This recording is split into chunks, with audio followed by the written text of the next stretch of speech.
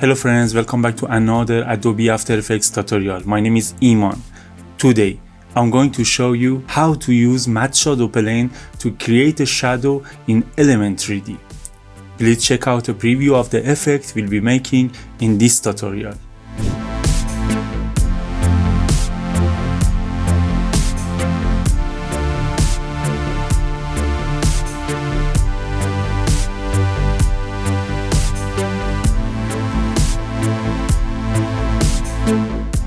Please support my YouTube channel, don't forget to like and subscribe. Let's get started.